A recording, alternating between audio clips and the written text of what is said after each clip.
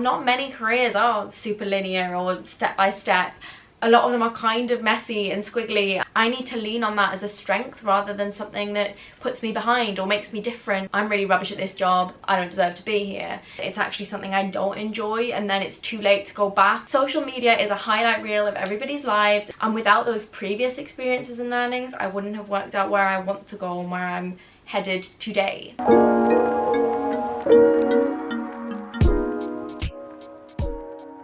Hello everybody and welcome back to my channel. I hope you're all doing super well. I just want to start this video by saying thank you guys so much for all of the love that I received on my last video about my crazy career switch from business into technology. You guys left me some of the nicest comments I've ever read on any of my videos, and there was just such an outpouring of love, and it made me feel super good in myself and about the decision. And I just, yeah, really appreciate the support. You guys wished me a lot of well wishes, and yeah, seemed really interested in my career journey and my post-graduation journey, and that's why I've decided to film this video for you guys. I still haven't decided completely on the title yet, but it's going to be some sort of post-graduation advice or career advice video, or things that I've learned having been in the working world for 3 years now, I think. Oh my goodness, my 3 years post-graduation.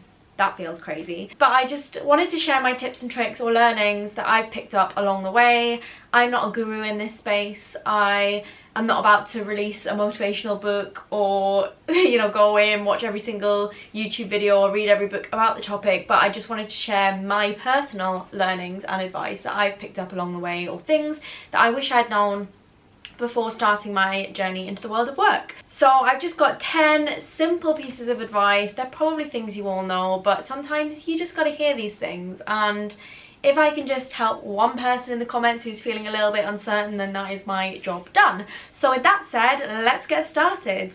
So my first bit of career advice is to be more present. You guys are going to get sick of me saying this phrase, be more present, because it's my New Year's resolution. It's something I'm really working on. It's all part of my new positive growth mindset, healthy attitude towards the world. But being more present is really a mantra that I'm carrying into the working world with me. And what I mean by this is that I'm quite a goal-oriented person. I always like to be striving towards something. I always like to know what I'm heading towards and what the steps I need to take to get there, and I find that really motivational. It helps me stay driven, and it helps to, you know, get me up out of bed in the morning if I've got something to work towards. Goals are good things, but they aren't always the most useful way of structuring your life, is what I've realized since starting work.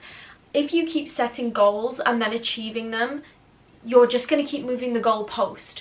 So I found that I kept setting goals in my career, or if I was just in this job I'd be happy, or if I just got this like mark in my end of year review I'd be happy, or this bit of feedback from my manager then I'll be happy, or if I just get onto the right route then I'll be happy.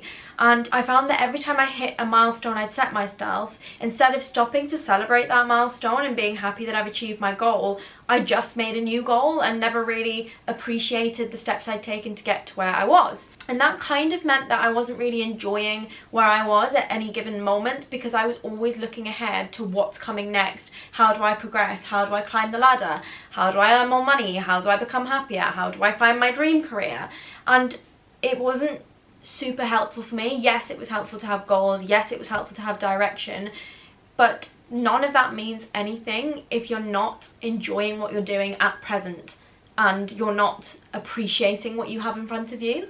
And I think what I've come to learn is that this dream job or dream project or dream career just doesn't really exist for me. And for some people it will, but for a lot of people it probably won't, and you just need to enjoy the journey. As cliche as it sounds, it's not about the destination, it's about the journey. That is definitely something I've come to learn in my career, and I think I need to appreciate that every moment I'm at now is where I am meant to be right now. I can take valuable learnings, valuable experiences, valuable skills from wherever I am right in this given moment, and that will carry me forwards. And progression isn't linear. It can kind of be quite squiggly and all over the place, but as long as I'm picking up things right now, that's always taking me a step forwards or sideways or backwards and forwards again, and that's okay. I don't need to just be constantly working like a robot, churning out work and trying to progress forwards in this one straight line to what I think is the ultimate career. But yes, be more present and appreciate where you are right now, because you'll look back and you'll regret it if you haven't. Tip number 2 kind of links to that and piggybacks nicely onto it, and that is to evaluate as you go. And that means really sitting down and thinking, what did I enjoy about that job? What did I not enjoy? What was I really good at? What got me out of bed in the morning? What motivated me? If you did something wrong, why did that go wrong? Was it me? Was it that I didn't gel with the type of work? Just constantly checking in with yourself, I've realised, is super important in helping you work out what does make you happy and where you do want to be. And I think these regular check-ins have also helped me to realise when I'm heading towards burnout. And again, it's that focusing on goals. Sometimes you kind of lose yourself in getting to a certain end point that you just don't check in as you go. And me taking the time to be like, I'm feeling really stressed and tired this week. Why? Why am I feeling stressed? Oh, I haven't taken a break. I haven't seen my friends. I haven't called my mum. I got so wrapped up in this project. I got a bit of negative feedback and I didn't process it properly and say, I didn't do that thing well because, or I didn't like the way that feedback was delivered to me, or oh, that went wrong because I was juggling too much and I should have communicated that sooner. So just constantly evaluating as you go, I think, will help you to not only be a better worker or colleague, but also a better person mentally, and, you know, get your health and those kind of priorities in order. Mental health is so important, and I think taking these steps to actually pause and think and ask yourself, how am I doing, is really important. And that can be as simple as, you know, asking yourself, thinking, meditating, putting some music on and winding down, and or like running and thinking as you run. I do that a lot. Or journaling is something I've been getting into. Just make sure you allocate time to evaluate as you go and check in with yourself. Tip number 3, make note of every single thing you do in your career. Keep a diary, keep a journal, and write in it as much as possible whenever you hit a big career milestone, whenever you do a project, whenever something goes wrong and you learned from it. These are all experiences you can then transfer into your CV. You'll thank me later. When you come to update your CV later on and you're like, what have I done for the last 3 years? You're not going to remember those small wins, those small moments that have shaped your career or made you who you are. There are some big things that will probably stand out to you, but if anything, sometimes it's the moments that don't go to plan or do go a little bit wrong that make the best stories in job interviews or the best stories on your CV. When someone asks you, name a time where something went wrong and how you solved it. These are the kind of moments you want to remember, not always the big wins. So make a note of every little career milestone you hit, and it can be as big or as small as you want. But if you keep that documented, written down, I keep mine in OneNote and then transfer them into my CV as I go, or just keep a PowerPoint or a template somewhere that has everything, so I can preempt job interview questions as they come up, like name a time you showed leadership skills, or again, name a time you solved a problem or you worked collaboratively as a team, or something didn't go to plan and you resolved it, or, you know, what would you do differently next time?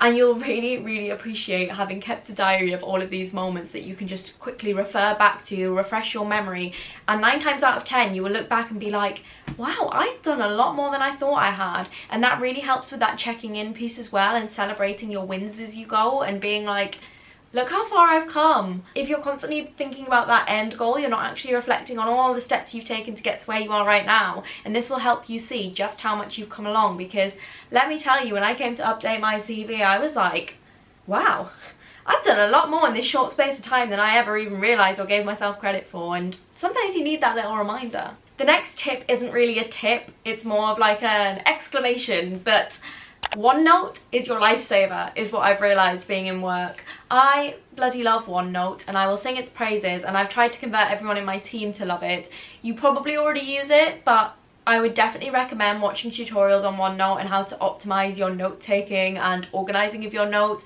It's basically like a digital notebook, as it says in the title, and you can have different colour coded tabs and sort of different they're like folders within folders, yeah, tabs within the folders, if that makes sense.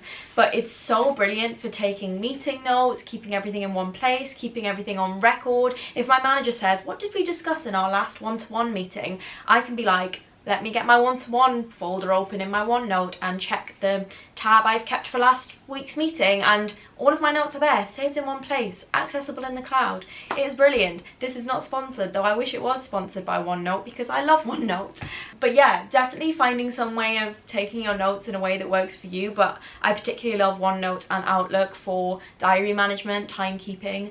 I would say the one thing I've learned in my career is to block out time in your calendar, because if you don't block those sort of time blocks out of, I need to work on this project from 1 till 2 and this project from 3 till 4, and I need to have this hour on a Friday to work on my personal development, or this half an hour on a Thursday to update my CV. If you don't put those blocks of time in, then your diary will just get filled up with meetings. People will just invade your time. If they see it's free, they will put a meeting in, they will put a call in, they will ring you spontaneously. Block out your calendar, and Outlook and OneNote are really good ways of keeping on top of your work, blocking out time for yourself and keeping your notes in one place. So can definitely recommend. Now my next tip is a classic Emma tip, and that is to say yes to as much as possible. Push yourself outside of your comfort zone. I was a bit of a mousy gal in the early days of my career, and I would feel embarrassed to volunteer for things, nervous about putting myself forward. I would get sweaty palms at the thought of turning my microphone off in a team meeting and asking a question if I didn't understand. And life is too short to spend that much time feeling anxious and not pushing yourself out there. And the more you push yourself out there, the more you're going to build your confidence, and then you're going to get better at that thing. So I just challenged myself, I think in the start, to just speak up once every single meeting, ask one question or make one comment, and then that gradually turned into being able to speak as much as I wanted to, whenever I wanted to, with no shame or fear or guilt or anxiousness, because I got in the habit of doing it. So building this healthy habit of saying yes, pushing myself out of my comfort zone. If somebody said, does someone want to take the minutes for this meeting? I'd be like, yeah, I'll do it. Or, you know, can anyone take the next steps and coordinate the next meeting? Yeah, I'll do it.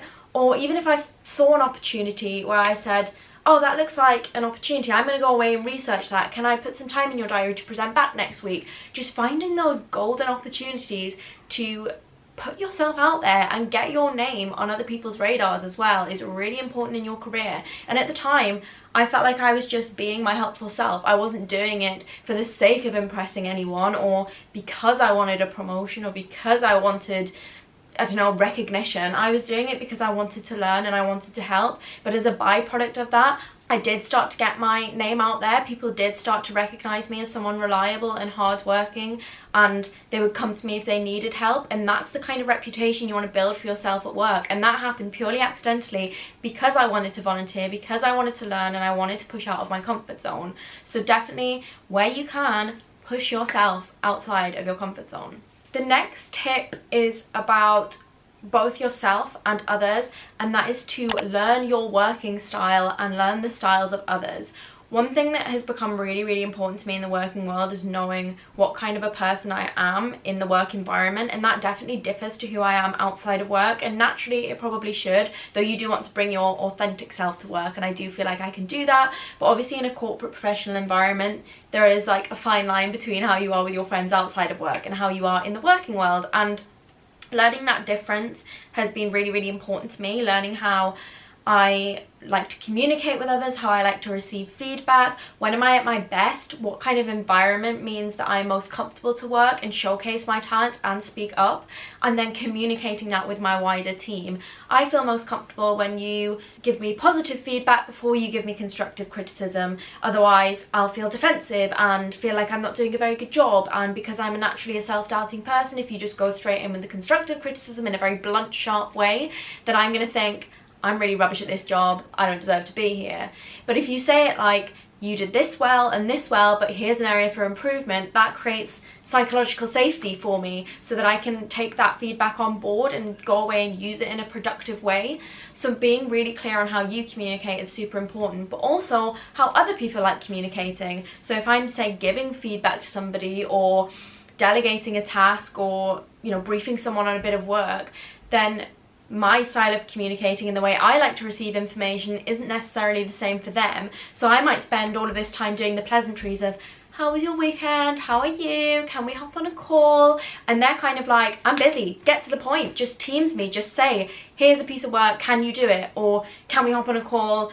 you know, smash it out, say it really quickly, rather than a long email thread. And I think the quicker I learned how I like to be communicated with and my working style and the working styles of those around me, the quicker we start to work together better, more efficiently, more collaboratively as a team, and it creates the best possible working environment both for me and the people around me. So I definitely think it's important to really understand yourself and your team and learn to flex your style as well. So I know that I have a style I like to communicate in, but as I've said, if that doesn't bring out the best in my teammates, then I need to learn how to be adaptable, and likewise they need to adapt to me, so we can, you know, get that harmonious balance and really work well together and bring out the best in one another. Next up, and I am the biggest advocate for this tip, and I'm a prime example of this tip if you guys have seen my last video, and that is that it's okay to not know what you want to do, and it's okay to change your mind.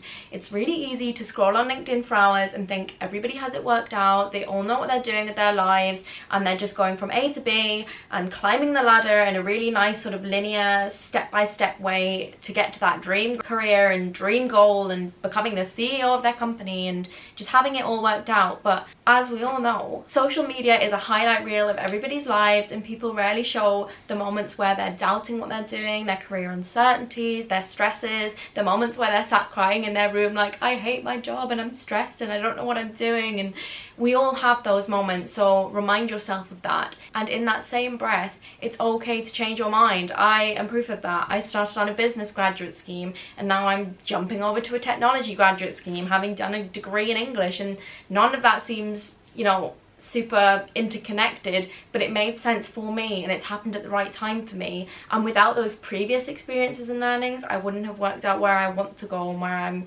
headed today. And I think it's really important to know that and do that now while I'm in the early stages of my career, and it's okay to get breadth rather than depth, because I have my whole life to specialize once I've found what I love.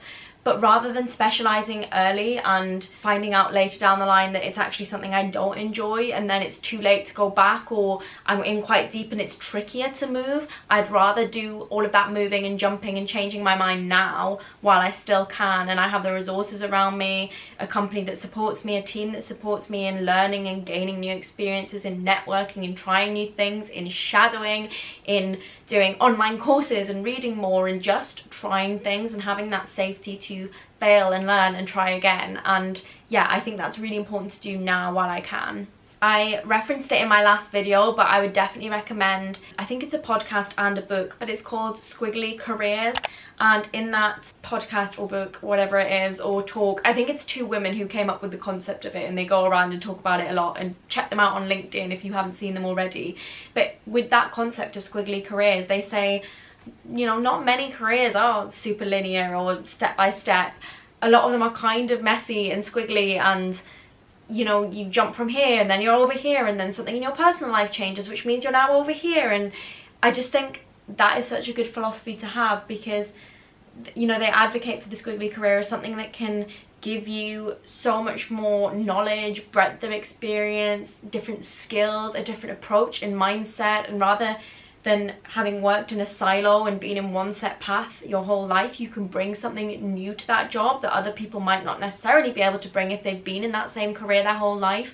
Like, I'm definitely learning on my business experience, my business knowledge, as I transition into technology, because I have an understanding of the business that some of the other tech grads won't have.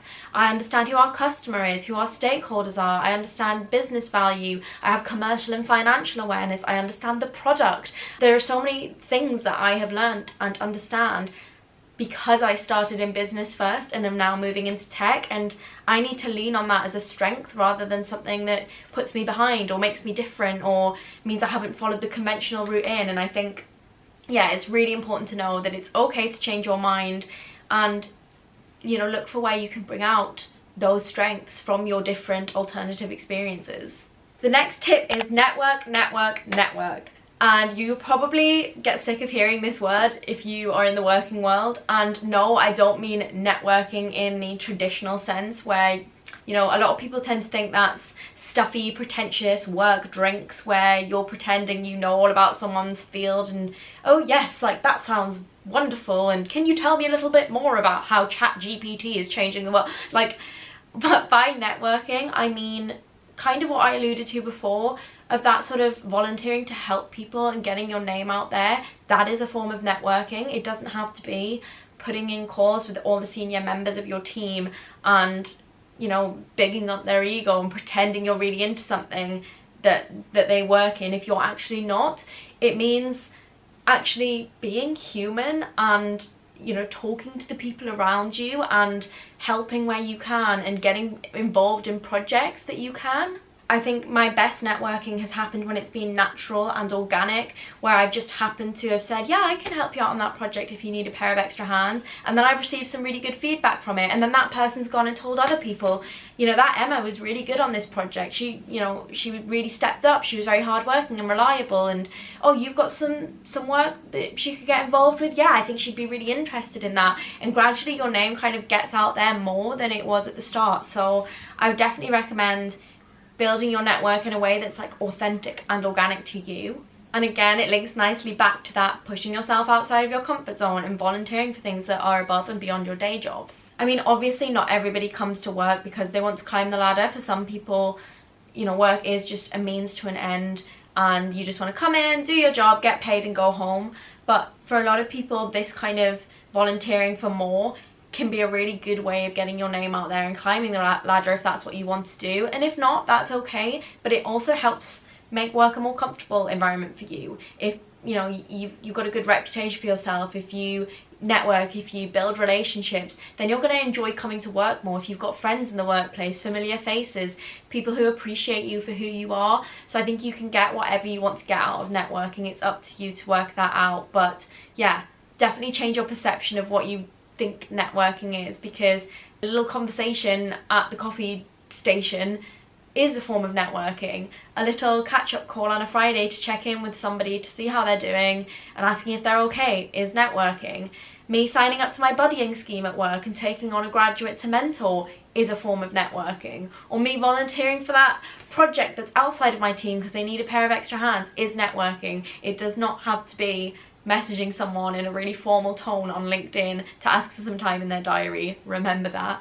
Next up, don't compare yourself to others. We're all on a different track, we're all heading in different directions, and we all work at different paces, and this is one I seriously need to remind myself of. I am the worst for comparing myself to others. Like, they've pulled off the graduate scheme sooner than me. It feels like I'm taking a step back because I'm staying on my graduate scheme for a year longer, or they got a promotion first. I'm really envious of that. I mustn't be doing as well as they are because that's where they've got to. We're all on different routes. Different opportunities present themselves at different times. Sometimes it's right place, right time. Sometimes people know what they want to do sooner because they just so happen to end up in a team they love, doing a project they love from the get-go. For others, like myself, it takes longer and you're still exploring and you still don't know what you want to do. And as I've said, it's not a race. You've got your whole life to work out what you want to do, and it's better to take the time now to slow down and really mull it over and work it out rather than just rushing into the first promotion you can get, because chances are if you're just going for that promotion or going for that role for the prestige or the money, then it's not going to make you happy. And you shouldn't rush into that because you feel pressure by seeing what other people around you are doing. You are on your own journey. Just focus on yourself. I can't sort of express that in any more simple terms than that, or elaborate even more. And I know it's hard. We're all naturally drawn to compare ourselves to others as a measure of progress to see how we're doing, but you just need to block it out because we are all different. We're all working at different paces and we all have different goals. And finally, the 10th final tip and most important tip, just have fun. Enjoy what you're doing. And if you're not enjoying what you're doing, sit down and try and work out what you would enjoy and try and get yourself back onto that route. You know, you spend so much of your working week, for most of us it's 5 days a week, 9 to 5, that we spend at work and in the office. You want to make sure you're going to work happy and you're enjoying what you do, because it takes up so many hours of your day.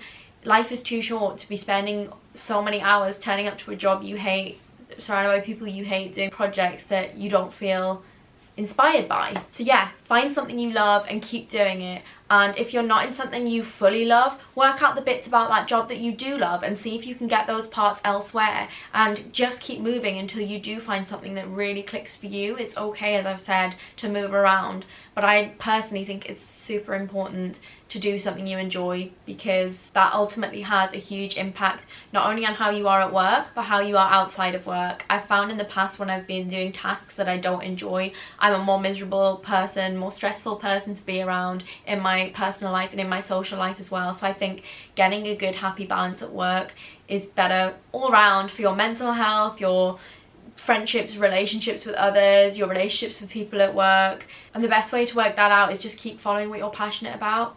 You know, keep recognizing the moments where you get real bursts of joy and excitement in your job and follow those, because that's what really matters. And that is the end of this video. I hope you found my 10 tips really helpful. Let me know in the comments below if any tips stood out for you, or if I've missed anything. Please do share your tips down below as well. Let me know how you guys are doing in your career. I love to hear about it just as much as I love sharing about my career. And I hope you have a lovely week. Thanks for watching once again, everybody. See you next week. Goodbye.